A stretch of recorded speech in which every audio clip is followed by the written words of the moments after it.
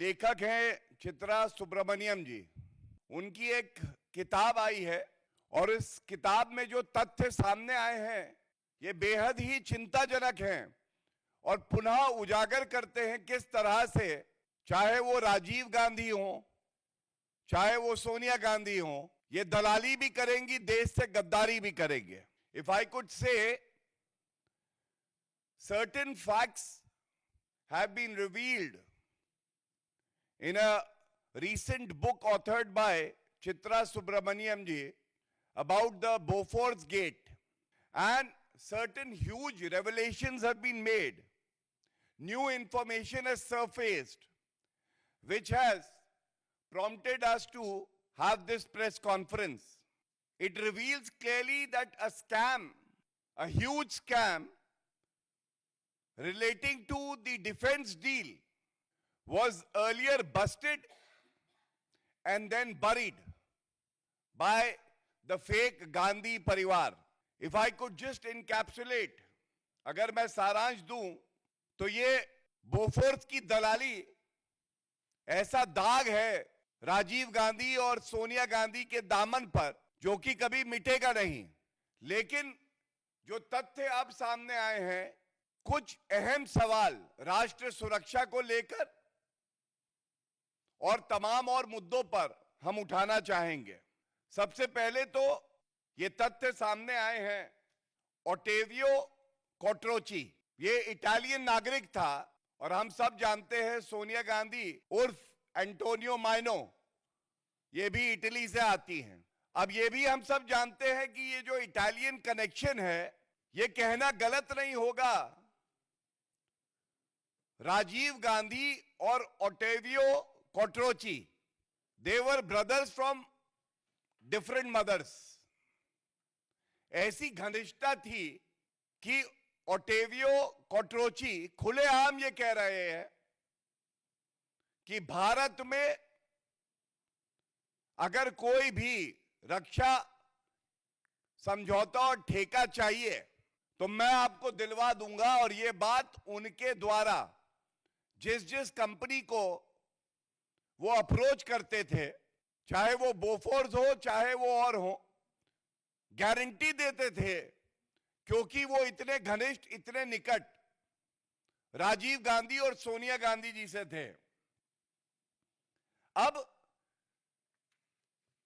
जो बहुत ही गंभीर बात सामने आई है, यह चिंताजनक है कि जितने डिफेंस डील्स की फाइल्स थी, जब राजीव गांधी देश के प्रधानमंत्री थे,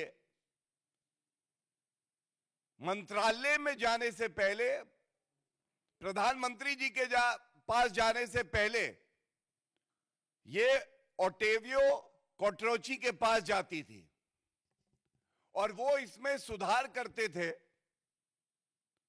वो इसमें जो बदलाव की जरूरत होती थी ठेका किसी विशेष कंपनी को दिलवाने के लिए, वो बदलाव करके फिर मंत्रालय के पास फाइल जाती थी और मंत्रालय वो करता था और राजीव गांधी वो करते थे। अब मैं सोनिया गांधी जी, मल्लिकार्जुन खड़गे जी और राहुल गांधी से एक प्रश्न पूछना चाहता हूं।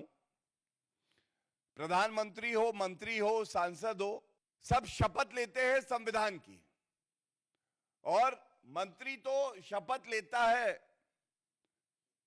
गोपनीयता की भी, ओथ ऑफ सीक्रेसी, जिसमें बिल्कुल स्पष्टता से अगर मैं पढ़ दूं, ये 3rd शेड्यूल है संविधान का, ये मेरे हाथ में है। इसमें स्पष्ट लिखा है, I swear in the name of God that I will not directly or indirectly communicate or reveal to any person or persons any matter which shall be brought under my consideration or shall become known to me as a minister for the union except as may be required for the due discharge of my duties as such minister. तो ये जो ओटेवियो कोट्रोची है, इनके पास संवेदनशील गोपनीय फाइलें क्यों भेजी जा रही थी? और दुखद क्या है, ऐसे दलालों का भारत में क्या काम? उनकी तो केवल एक ही विशेषता थी कि वो इटली से थे। इटली से सोनिया गांधी उर्फ एंटोनियो माइनो भी आती है और उनके परिवार के बहुत घनिष्ठ थे। जिनको कार्रवाई करनी थी उन पे, जिनको ये देखना था कि वो जेल की सलाखों के पीछे हों, जिनको देश के साथ, नागरिकों के साथ और सेना के साथ खड़ा होना था, वो सोनिया गांधी, राजीव गांधी और नकली गांधी परिवार दलालों के साथ खड़ा हुआ था। इतना प्रभाव, इतना इन्फ्लुएंस एक मिडिलमैन का कि वो सीधा प्रधानमंत्री से बात कर ले, राजीव गांधी जी से, और विभिन्न कंपनियों को कहे कि मैं तुम्हें ठेका दिलवा दूंगा, ये बेहद ही चिंताजनक है।